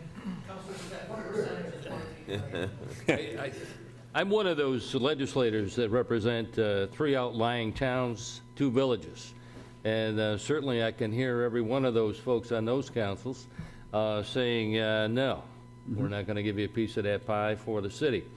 I do have a question. I heard you mention maybe 1%, maybe 2%. Where are you going to apply that 1%, 2% that you would get if that formula worked to help your financial difficulties?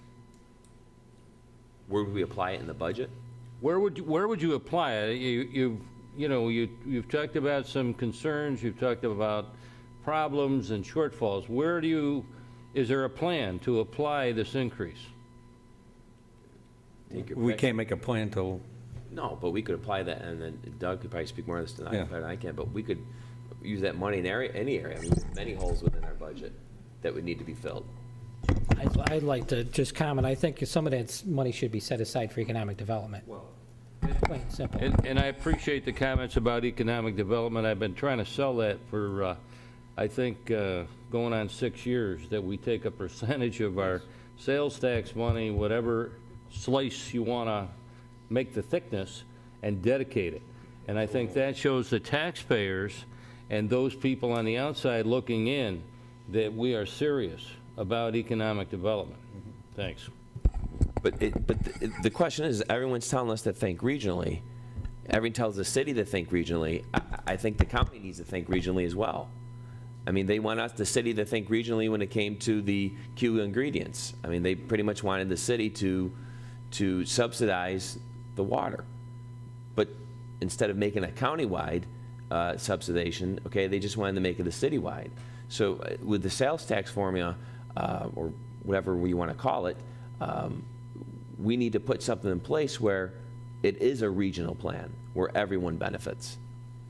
So do you have an example of that, where that percentage, 1 or 2%, would come from? Just an idea.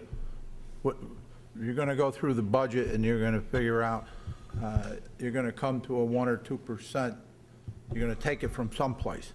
Well, it'd come from the overall collection of taxes. The overall? Yeah. So, I mean, it's of sales taxes. All right. So, but, I mean, to answer the chairman's question, where do we apply it in our budget? I mean, there's a number of areas where we could apply it. I mean, right now, we're at a $3 million shortfall. And we're at a $3 million shortfall due to the basic reasons that most cities are at a $3 million shortfall. At the same time, and Mr. Lattimore, you'll be next, but to the chairman, is there somewhere that the county would look more favorable on if we were to take this 1 or 2% and put it in this area? Is it a leading question? Yes, it is. Okay. I'm sure I do. No, okay. Mr. Lattimore, please. I've been around for a while, and I see Mr. Camardo's pulling the mic. I think that the north and the south parts of the county, which really don't utilize a lot of the services that happen in the city, we have to be pretty careful with what we do. But some of the comments that were made to me, and I think I brought them here to council in regards to, if you're going to have a cap on gasoline, which we've removed, which cost you, over the last several years, a couple million? Since gasoline went up to $4 instead of $2 when the cap was put in place. But I mean, it's those types of things that, looking inward, they see the city maybe not participating to try to generate enough income to take care of some of your overhead. Yeah, but no, I mean, we said repeatedly a number of times that if there was going to be negotiations on a new formula, that obviously you would have to repeal that cap. Right. Because it'd have to be uniform for both the county and the city. But I'm just, automatically go away. I'm just saying that there was resistance on the county's board in regards to, well, we don't want to share any more with them. I mean, they have these caps and those types of things. So, Just have the one cap. well, I'm saying that I brought that to council and you removed it, which is good. If the city has cancer, that's not good for the county, and we want you to be whole. We don't need another Detroit. Back in '91, I suggested that the sewer and water, public safety be shared in a metropolitan-type system with the surrounding towns in the city to, change the load. I think when the mayor was fire chief, I'd indicated, let's try to work with Owasco Fire and some of the surrounding towns that have mutual aid to the city, that we somehow. And we did meet with surrounding departments. Right. There was, to be quite honest, there was distrust on both sides. So, but we did try to carry out what you requested, and it only went so far. Well, I'm just saying that in '91, I suggested that we have this metropolitan system for public safety and sewer and water. And what I said back then was that anybody who was in the system would not be affected for 20 years, that everybody would stay in the system, nothing would change in regards to labor or anything else, but there would be a sunset clause in 20 years that things would be run a little bit differently. And I think that public safety is one of your major overheads, and somehow we got to either increase the revenue in order to carry that load. Legislator, I believe there are still two other exemptions with regard to sales tax that are still used. It's the IDAs, which I believe will go forward under this agreement, but both the city and the county exempted sales tax for Empire Zone certified businesses, and I believe they are still eligible for that exemption. And I think we should both look into discontinuing that as we go forward. So it isn't just the gasoline tax, Right, there but are some others. Right, but that's both the county and the city. Correct? But I just want to. Yeah, but the county and the city both have those exemptions. I'm talking about the exemptions. There that are just other the city. revenues that we could still, Oh, that we're still absolutely. leaving on the table. Right, and that's both county and city. Now, Doug, you were in conversation with Mr. Squires. Mr. Squires has left. Are you going to renew those talks with the new county administrator? Yes, Counselor. Can you just update us on that? Well, Tom and I had, the previous county administrator, had these discussions based upon the council's direction to me to see if we could work something out to bring back.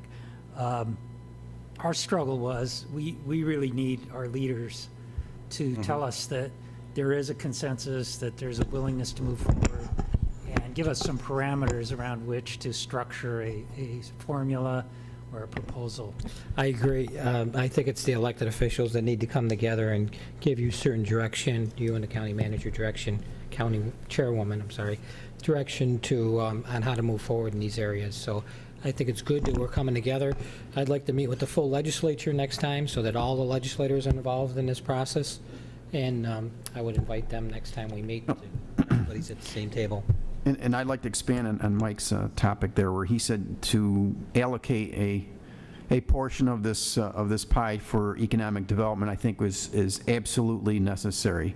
So when that pie is being reallocated for that, it seems like to me this would be the perfect opportunity to visit it for this same purpose right now.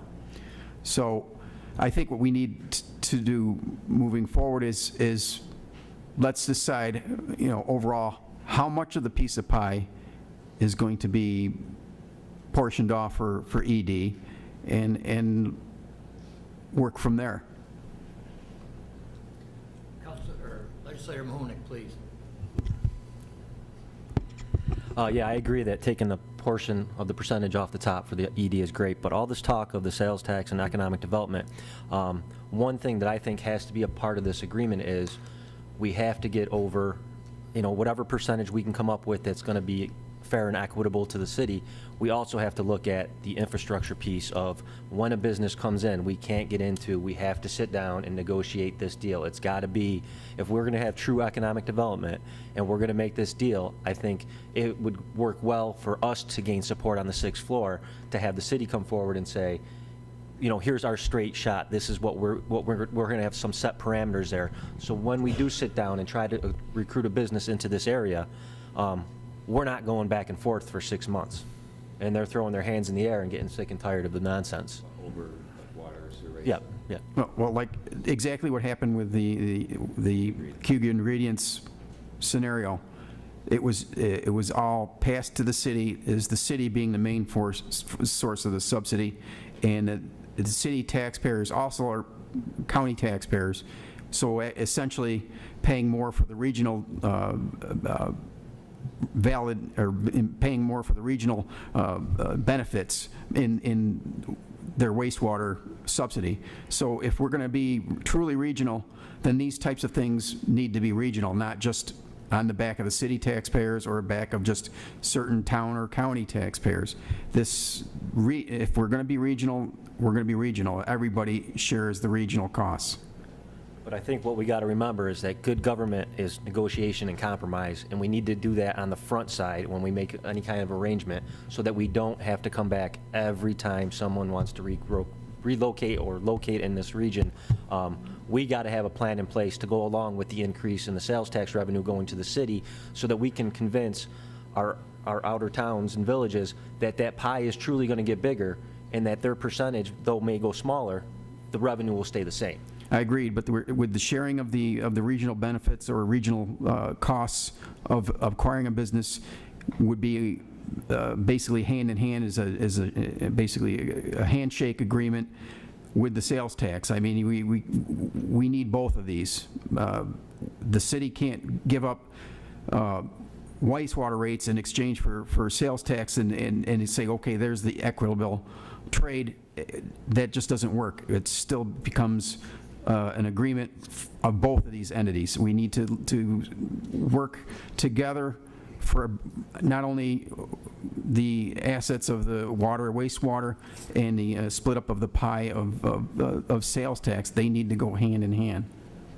It's got to be fair and equitable, I know that, but we got to have something set in place so we don't have to just keep coming back to negotiate every time. That's all I'm saying. Whatever that may look like in an agreement, I think that will give us, going to the 6th floor, if we can come up with something as part of this agreement, it gives us something to gain more support going forward. Well, we have established, I believe, a wholesale water and wastewater rate. Have we not, Doug? We've negotiated, our big customers, which are the towns, we've negotiated contracts with them, but we don't have a industrial rate, if that's... Exactly. Well, what I'm saying is that part of this thing here is maybe that's our homework. We need to create the industrial rate for large industrial or in commercial users that for the development, and then if there's a negotiation of that price to favor enhancement of or enticement of a business in the area, that cost be spread out regionally, not just on the backs of the city taxpayers, but basically shared on the region, which is the county. At one point with the in negotiations with Cuga Ingredients, I attended 1 or 2 meetings with Doug, and he talked at that time about coming up with a formula or a rate structure that would work across the board. So I would hope that Mr. Selby, and it's a perfect segue into our county manager, Suzanne, if they could work together on something like that, that would be agreeable with the 6th floor and also with us. it's just not going to be one signature to have our tax rate change or not change. Everything has to be all-inclusive. There has to be a lot of back work done to it, but it has to be agreeable to both sides. Mr. Lattimore, after your county minute, Yes. please. Thank you, Mayor. I just simply wanted to add to the conversation that I believe whenever municipalities can cooperate, the taxpayers benefit. And while the larger issue does have to be settled by our respective legislatures, I am always willing to listen to proposals about shared services such as personnel and planning and human resources that we might be able to take back to our respective legislatures, because I think those could be cost savings for both. Mr. Lattimore and then Ms. Aikman. Mayor, in the past, council has made a couple of mistakes in regards to, I think Mr. Smith gave the history of exempting out of the big pie. You better be careful and do some study in regards to the percentage that you get now is 25%. The formulas, I think, with the towns is, population and assessed value, and right now you might be getting more per head than under a different formula. So, I would be cautious in regards to, you might be better off, but look at it. And you're correct in your statement, and I don't want this to be argumentative, but you're correct in the 25% of everything generated within the city, or whatever, 2 cents on a dollar. But then when you add the entire county in with the explosion of the economic development in the surrounding towns, it's hurt us more than it's helped us. And as I say, this is not argumentative, it's just... No, I'm just saying that the formulas sometimes benefit and sometimes hurt. And the formula that you're under now, for the population and the assessment, you might be getting more per person than under different formulas. So I just caution that, but I agree, right now, in regards to water and sewer, Auburn used to have a lot of big water users, Elko, GE, what have you. I think the answer to all our problems is more industrial growth, more users. I think that, the landfill costs right now are higher because you don't have the economy of scales in regards to tonnage, which would reduce your overall numbers. And as I said in the past, the landfill used to be a cash cow to the city. Former managers such as Bruce Clifford used to run all their expenses against those excess cash. So you did have cash generators in the city at one time. They've been depleted because of some of the industry stepping out of the picture. We need to get them back. The goose that lays a golden egg is manufacturing. Legislator Aiken, please. I just want to go back to the idea of establishing an industrial water rate, and I want to encourage city councilmen to make sure that you understand what the cost is so that that rate is covering the cost. Once it's then that number is put into an overall package for a company, we have given the responsibility to CETA for preparing an overall package for the company. Once the city's done its best, it's up to CETA to provide the rest of the package. And I believe that if that rate is a little higher than another place, we'll find, our CETA will find another incentive that offsets maybe that higher rate. So I'm not asking the city, as a water and sewer ratepayer myself, to undercut the city's ability to run a sewer and water infrastructure. So please make sure the costs are covered. But I think it would be really helpful to have a rate that could be printed, that could be in a document, that then we could go forward and alleviate the situation that Mr. Mahudik is talking about. So I just wanted to say that I don't want you to give up from one pocket to put in another. Councilor Camardo. You're absolutely right. I agree. We need a rate that's not being subsidized by the taxpayers of the city.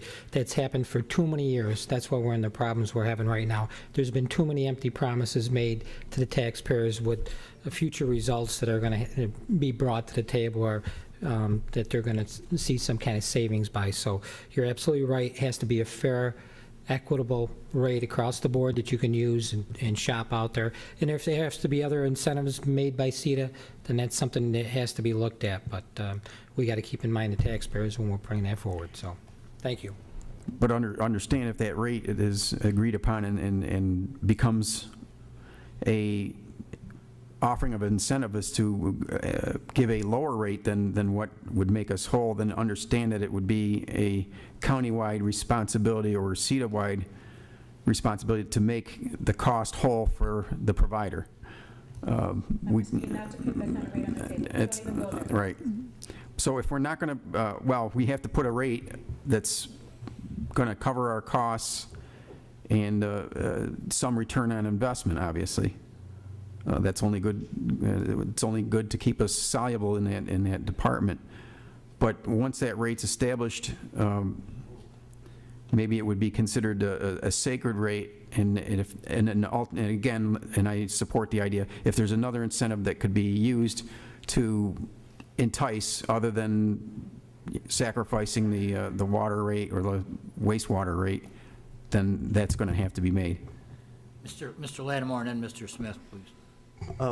In regards to economic development, we brought in Steve Hyde from Batavia, who's got 9 different industrial sites in Batavia and surrounding. And the one thing we learned when Steve Lynch and a couple of us went up, Mr. Didio, I was surprised, totally surprised in regards to the cooperation between the cities in the county. And I think it's absolutely necessary that we have that cooperation. They have milk plants, they have everything going up there. So we don't have to reinvent the wheel. I think we just need to lay down the arms and have some agreements that work for everybody's benefit. Mr. Smith. Pat and Cindy's point, I think we can come together on the industrial rate. I think that's something that's very doable. Which I hope would lead to an agreement on some type of a tax rate. Now, I say we move on, but in my opinion, I'd like to see and again, tell me where you guys are on this, I'd like to see the 2 managers, county and city manager, discuss this. I mean, obviously, you know your body better than we do, and have you guys discuss this and then bring it to the elected officials and let's see what we can do. That was going to be the next point. I don't want to cut anyone off from speaking. Mr. Didio, please. I just want to remind everyone that Mr. Hyde up in Genesee County, it took them 8 years to get where they're at today, but they had to begin at a point. And the other thing here is that the legislators that are here, I'm not feeling any love like I usually do. I mean, we're not the enemy. The legislators here represent the city of Auburn, and we have to deal with whatever the problems are in the county. And I think we can come together, and I think it's going to be a strong move. That's why we're here. I have to echo that, Mr. Didio. Your words ring true, and just to quote Mr. Graney here, yes, that's why we're here. So in moving forward, again, Councilor Smith brought the fact that we should put these 2 related managers here together and start the discussion. However, we also would like the discussion started with the remaining balance of the legislature to see what appetite they have. We obviously the city representatives are not the majority, and you have to deal with the majority. The majority rules. That's the game we have to play, and it's the way democracy is founded. So we need to have buy-in of a majority of the legislators. So I think the message you can take back is perhaps what the perceived positives are, your perceived negatives, and have a frank discussion amongst yourselves, and let us know where we stand. Also, at some point, we need to bring the towns in and get involved with the towns directly, talk with the towns. It should be our next meeting with Yes. everybody across the board. Yep. Would it be fair to say at this point, and Mr. Chapman, I look to you, that between our two managers, they have an idea of which way we want to go, what we'd like to talk about, what we feel is on the table and not on the table. Let them do their business. At the same time, if you go back with your body and however you work with your body and get a feeling from them as to what is allowed and not allowed. I believe you heard pretty much from everyone here on council that we're pretty much open to anything that's going to work. So, is that? I'm going to put you on the spot. Is that? Okay. All right. Okay. Okay. All right. I don't want to cut anyone short. Is there any other discussion? Should we put a timeline on some of this? I think so. I would ask our two managers to come back with a time frame for us, that something they can work. They have to work out their schedules, their timing, and if they can come back to us, both bodies, within the next few weeks, and that would be certainly helpful. Well, let's put them on the spot and ask them to come right now with, between the two of them, agreeable date that they can come back.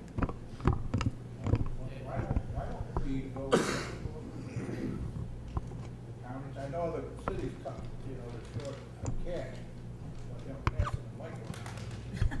It covers some of that for a couple hours. We had a couple paper megaphones, but we lost them. We lost them. You got two cans and a string, so. Councilor Rizika, I disagree with you. I'd like them to sit down and spend some time. I don't want to come back with a product that isn't a good product. I rather and I understand your sense of timing. Mm-hmm. I'd like to give them some time and have them come back within a couple of weeks is the time frame that we could work with, so. I just don't want this left open-ended. To have some level of, even if it's just a couple weeks, at least come back and say, well, at what point you're at, if there's nothing fully agreed upon, but at least let us know where it's at. Legislator, please. I just wanted to remind us that our budget cycles are different, and you're going to start to hear the county enter into its budget cycle without this decided. It doesn't mean that we're not playing. It doesn't mean that we're not in the game. It just means that we have a budget cycle to go through before this decision is probably going to be made. It doesn't mean that we don't want to do it. Just one last thing. I think it's important that the county and the city send a letter to McQuay. I don't know how their move is going, but we talked about this this past week, Doug, and see if there's anything that we can offer them to stay in the area. I know there's a lot of jobs at stake, but I think we should reach out to them one last time to see if there's anything that the city and county can do to have them remain here. So I guess to sum it up, our two managers are going to be meeting.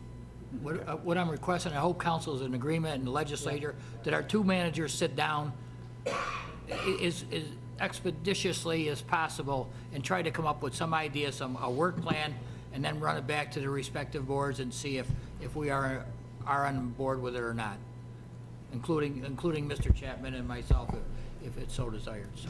So, but obviously, I mean, the greater inertia is on, because of the number of volume of members is on the county legislator side. So, with all due respect, we need to give them probably the lion's share of the time frame here.